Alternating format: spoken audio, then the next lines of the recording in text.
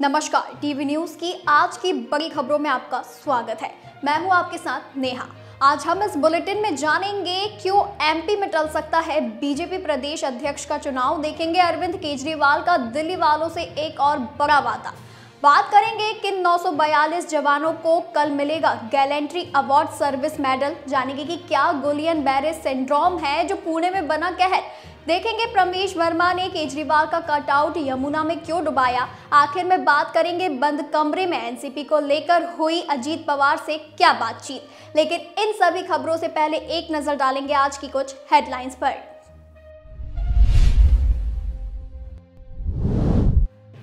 जम्मू कश्मीर के लोगों का बरसों का इंतजार हुआ पूरा। श्री माता वैष्णो देवी कटरा और श्रीनगर के बीच वंदे भारत ट्रेन का ट्रायल रन हुआ कंप्लीट। दुनिया के सबसे ऊंचे रेलवे ब्रिज से गुजरी ट्रेन। मुंबई हमले का दोषी तहब्बूर राणा जल्द ही भारत लाया जाएगा। अमेरिकी सुप्रीम कोर्ट से प्रत्यर्पण की मंजूरी। हेडली के साथ बनाया था अटैक का प्लान। प्रधानमंत्री नरेंद्र मोदी का एक महीने में दूसरा ओडिशा दौरा। राजधानी भुवनेश्वर में 28 जनवरी को करेंगे व्यापार मेले का उद्घाटन। भारत और विदेशी उद्योग जगत की कई हस्तियां होंगी शामिल। वाईएसआरसीपी सांसद विजयसाई रेड्डी ने शुक्रवार को किया सक्रिय राजनीति से दूर रहने का ऐलान। आज राज्यसभा की सदस्यता से इस्तीफा देने की बना रहे हैं योजना। फिल्मों में अपने बेहतरीन अभिनय और विभिन्न किरदारों से फैंस का दिल जीतने वाली अभिनेत्री ममता कुलकर्णी ने लिया संन्यास। किन्नर अखाड़े में बनी महामंडलेश्वर, खुद का किया पिंडदान। सीएम मोहन यादव की कैबिनेट बैठक में हुए बड़े फैसले। विधवा महिलाओं को शादी करने पर मिलेंगे 2 लाख रुपए और 17 जगहों पर की जाएगी पूर्ण शराबबंदी। इसरो एक बार फिर सेंचुरी लगाने को है तैयार। श्रीहरिकोटा से 100वीं लॉन्चिंग की तैयारी पूरी। NVS-2 मिशन 29 जनवरी 2025 को किया जाएगा लॉन्च। सहारनपुर में देखने को मिली अनोखी शादी। दूल्हे ने अपनी ही शादी में खुद निभाई पुरोहित की जिम्मेदारी। वैदिक मंत्र पढ़कर संपन्न कराई विवाह की रस्में। उत्तर प्रदेश के संभल में गणतंत्र दिवस से पहले जिस जामा मस्जिद को लेकर हुई थी हिंसा, वहां गूंजे हिंदुस्तान जिंदाबाद के नारे। नवाजियों ने लहराया तिरंगा। अब विदेशी भक्त भी खुलकर दे सकेंगे दान। दरअसल वृंदावन के बांके बिहारी मंदिर को मिला FCRA लाइसेंस। 54 साल बाद ढाका पहुंचा ISI चीफ। पाकिस्तान से साठगांठ देख भारत भी हुआ सतर्क। कहा सभी गतिविधियों पर हमारी नजर, कार्यवाही से नहीं हटेंगे पीछे। वहीं ये तो थी कुछ हेडलाइंस। अब चलिए रुक करेंगे आज की बड़ी खबरों की ओर। मध्य प्रदेश बीजेपी के 62 संगठनात्मक जिलों में से अब तक 59 जिलों के अध्यक्षों के नाम की घोषणा तो हो चुकी है। वहीं इंदौर शहर, ग्रामीण और निवाड़ी जिलों के अध्यक्षों की घोषणा को लेकर सियासी सस्पेंस बरकरार है। बताया जा रहा है कि बीजेपी जल्द ही इन तीनों जिलों के अध्यक्षों के नाम का ऐलान कर सकती है। इन सबके बीच मीडिया सूत्रों से बड़ी खबर सामने आ रही है। सूत्रों के मुताबिक MP में बीजेपी प्रदेश अध्यक्ष का चुनाव दिल्ली विधानसभा चुनाव के मतदान तक टल सकता है। दरअसल मध्य प्रदेश में बीजेपी प्रदेश अध्यक्ष के चुनाव टलने की 2 प्रमुख वजह बताई जा रही है। पहली ये कि मुख्यमंत्री मोहन यादव 27 जनवरी से 2 फरवरी तक विदेश दौरे पर जा रहे हैं। वहीं दूसरी वजह है दिल्ली विधानसभा चुनाव के चलते भाजपा नेताओं की व्यस्तता। मीडिया सूत्रों से मिली जानकारी के अनुसार MP में बीजेपी प्रदेश अध्यक्ष का चुनाव दिल्ली विधानसभा चुनाव के मतदान तक टल सकता है। यानी 5 फरवरी को वोटिंग होने के बाद ही प्रदेश अध्यक्ष का चुनाव कराया जा सकता है। MP बीजेपी द्वारा प्रदेश अध्यक्ष के चुनाव की रायशुमारी में हिस्सा लेने वाले प्रदेश परिषद के सदस्यों की सूची दिल्ली के केंद्रीय नेतृत्व को भेज दी गई है। इस लिस्ट में 4 सांसद, 16 विधायक, हर विधानसभा से 1 प्रतिनिधि के साथ 2-2 विधानसभाओं का एक क्लस्टर बनाकर प्रदेश परिषद के सदस्य बनाए गए हैं। गौरतलब है कि एमपी बीजेपी प्रदेश अध्यक्ष बीडी शर्मा के स्थान पर नए प्रदेश अध्यक्ष के नाम का ऐलान होना है। वहीं प्रदेश अध्यक्ष के लिए आधा दर्जन नेता प्रयासरत हैं। हालांकि प्रदेश अध्यक्ष बीडी शर्मा भी दूसरे कार्यकाल के लिए पूरी तरह से एक्टिव नजर आ रहे हैं। एमपी बीजेपी प्रदेश अध्यक्ष के लिए पूर्व मंत्री अरविंद सिंह भदौरिया, पन्ना विधायक और पूर्व मंत्री ब्रजेंद्र प्रताप सिंह और बीजेपी के प्रदेश उपाध्यक्ष सीमा सिंह जादौन प्रदेश अध्यक्ष बनने के लिए प्रयास में लगे हुए हैं। वहीं खरगोन के सांसद गजेंद्र सिंह पटेल का नाम संघ की ओर से बीजेपी प्रदेश अध्यक्ष के लिए बढ़ाया गया है। वहीं दिल्ली के पूर्व सीएम अरविंद केजरीवाल ने शनिवार को एक प्रेस कॉन्फ्रेंस कर कहा है कि चुनाव जीतने के बाद दिल्ली में सीवर की समस्या को दूर करेंगे। पूर्व सीएम का कहना है कि पहली बार जब हमारी सरकार बनी तो हमने कई समस्याओं पर काम करना शुरू किया। इसमें से एक सीवर की समस्या भी थी। दिल्ली में 1792 कच्ची कॉलोनियां हैं। हमारी सरकार बनने से पहले इसमें किसी तरह का विकास की आज्ञा नहीं थी। वहीं अरविंद केजरीवाल ने कहा कि सुप्रीम कोर्ट के आदेश थे, सेंट्रल गवर्नमेंट के आदेश थे, सभी अड़चनों को पार करके हमने सारी कच्ची कॉलोनियों के अंदर काम करना चालू किया। इन कच्ची कॉलोनियों में सीवर की कोई पाइपलाइन नहीं थी, तो जाहिर तौर पर ये सारा का सारा सीवर नालियों के अंदर बहता था, गलियों के अंदर बहता था, लोगों का जीवन नर्क था। पिछले 10 साल में लगभग सभी कॉलोनियों में हमने सीवर की पाइपलाइन डाली है, नई पाइपलाइन डाली है, कुछ जगहों पर काम बचा है। पूर्व सीएम ने कहा कि पाइपलाइन डालने के बाद हर घर को सीवर से जोड़ने का काम चल रहा है।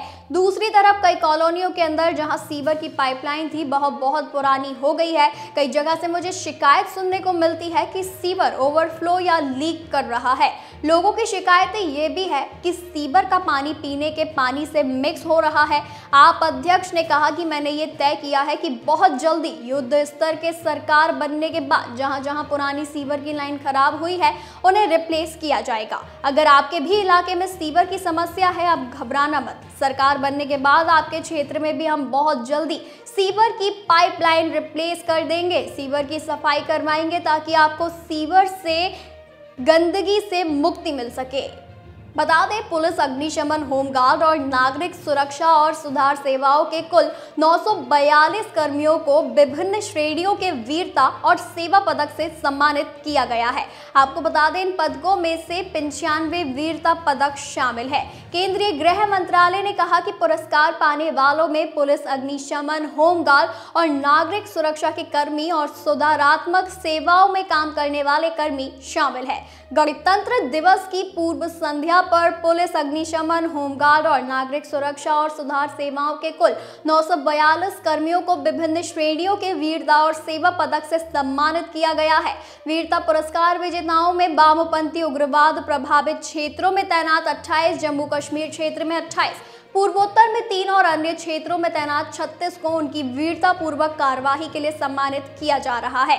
101 जवानों को विशिष्ट सेवा के लिए राष्ट्रपति पदक सौंपे गए हैं। इनमें से 85 पुलिस कर्मियों को, 5 अग्निशमन सेवा कर्मियों को, 7 नागरिक सुरक्षा और होमगार्ड सेवा को और 4 सुधारात्मक सेवा पुरस्कार दिए गए हैं। इसके अलावा जिन कर्मियों को 746 सराहनीय सेवा पदक दिए गए हैं उनमें से 634 पुलिस सेवा, 37 अग्निशमन सेवा, 39 नागरिक सुरक्षा और गृह रक्षक सेवा तथा 36 सुधारात्मक सेवा को दिए जाएंगे। वीरता पदक यानी वीरता के दुर्लभ विशिष्ट कार्य तथा वीरता के विशिष्ट कार्य के लिए दिया जाता है, जिसमें जान और संपत्ति की रक्षा करना, अपराध को रोकना या अपराधियों को गिरफ्तार करना शामिल है। पुणे में जीबीएस के मामले लगातार बढ़ते जा रहे हैं। बीते एक हफ्ते में 20 नए केस आने के बाद मरीजों की संख्या 73 हो गई है, जिनमें 47 और 26 महिलाएं हैं। इसमें 14 लोगों की स्थिति गंभीर बनी हुई है, उन्हें वेंटिलेटर पर रखा गया है। आपको बता दें, पुणे में बिगड़ते हालात को देखते हुए स्वास्थ्य विभाग ने तैयारियां तेज कर दी है। वहीं अस्पतालों को अलर्ट कर दिया गया है। अचानक से नए मामले बढ़ने से अस्पतालों में मरीजों के ब्लड सैंपलों को सीधे भारतीय चिकित्सा चिकित्सा अनुसंधान परिषद यानी ICMR और नेशनल इंस्टीट्यूट ऑफ वायरोलॉजी भेज रहे हैं। स्वास्थ्य विभाग ने हालात को नियंत्रण करने के लिए रैपिड रिस्पांस टीम का गठन किया है। टीम के सदस्य पुणे और अस्पताल के क्षेत्रों में मिलने वाले मरीजों को तत्काल अस्पताल में भर्ती करवा रहे हैं। इसके अलावा स्वास्थ्य अधिकारियों ने शहर और ग्रामीण इलाकों में 7,500 से अधिक घरों का सर्वे किया है। स्वास्थ्य अधिकारी लोगों से बचाव के भी उपाय बता रहे हैं। पुणे में गुइलेन बेरे सिंड्रोम के बढ़ते मामलों को देखते हुए स्वास्थ्य विभाग ने रैपिड रिस्पांस टीम यानी RRT पुणे नगर निगम और स्थानीय स्वास्थ्य अधिकारियों की मदद से प्रभावित क्षेत्रों में सक्रिय रूप से निगरानी रख रहे हैं। टीम ने अब तक शहर और इसके ग्रामीण जिलों में 7,200 से अधिक घरों का सर्वे किया है। आपको बता दें, चिंचवड़ में 1,750 घरों और ग्रामीण क्षेत्रों में 3,522 घरों का सर्वेक्षण किया गया है। ये पता लगाने की कोशिश की जा रही है कि कहीं ये बीमारी पानी के कारण तो नहीं फैल रही है, लेकिन अभी कोई साफ जानकारी सामने नहीं आ पाई है। इस बीमारी को एक रेयर डिजीज माना जाता है, लेकिन फिर भी पुणे में इसके मामले तेजी से बढ़ रहे हैं। अभी तक ये पता नहीं लग सका है कि ये सिंड्रोम एक साथ इतने लोगों को कैसे हो रहा है। भाजपा नेता प्रवेश वर्मा ने शनिवार को दिल्ली के पूर्व CM अरविंद केजरीवाल का कटआउट यमुना नदी में डुबोया। जी हां, आपको बता दें कि वे सुबह सुबह करीब 10:30 बजे ITO के यमुना घाट पहुंचे। इसके बाद बोट में सवार होकर नदी में गए और फिर अरविंद केजरीवाल के कटआउट को यमुना में डुबकी लगवाई। केजरीवाल के कटआउट पर लिखा हुआ था, मैं फेल हो गया, मुझे माफ कर देना। कटआउट में केजरीवाल कान पकड़े हुए भी नजर आ रहे हैं। प्रवेश वर्मा ने कहा कि केजरीवाल ने यमुना सफाई का वादा पूरा नहीं किया। हमारी सरकार बनते ही साबरमती रिवर फ्रंट की तरह यमुना रिवर फ्रंट बनाया जाएगा। दिल्ली में चुनाव की तारीखों का ऐलान हो चुका है। 5 फरवरी को सभी 70 सीटों पर वोटिंग होगी, तो वहीं 8 फरवरी को नतीजे घोषित किए जाएंगे। दिल्ली विधानसभा का मौजूदा कार्यकाल 23 फरवरी को खत्म हो रहा है। आपने भाजपा का एक और पोस्टर जारी किया है। बता दें कि इस पोस्टर में गृह मंत्री अमित शाह, प्रवेश वर्मा और रमेश बिधूरी की फोटो लगी हुई है। आपने पोस्टर जारी करते हुए लिखा कि कायराना हमले करवाने वाले भाजपा के गुंडे। पूर्व CM अरविंद केजरीवाल ने कहा कि पिछले 10 साल में हमने दिल्ली में नए सीवर डलवाने के बहुत काम किए, कुछ इलाके बचे हैं। हमारा लक्ष्य अगले 5 साल में दिल्ली के सभी इलाकों की सीवर लाइन ठीक करना है। वहीं बता दें कि भाजपा नेता प्रवेश वर्मा ने कहा कि 11 साल बहुत लंबा समय होता है। अरविंद केजरीवाल बार बार कहते हैं कि वे यमुना को साफ करेंगे। अगर मैं इसे साफ नहीं कर पाया तो दिल्ली के लोग मुझे वोट ना दें। अरविंद केजरीवाल कभी दोबारा CM नहीं बन सकते।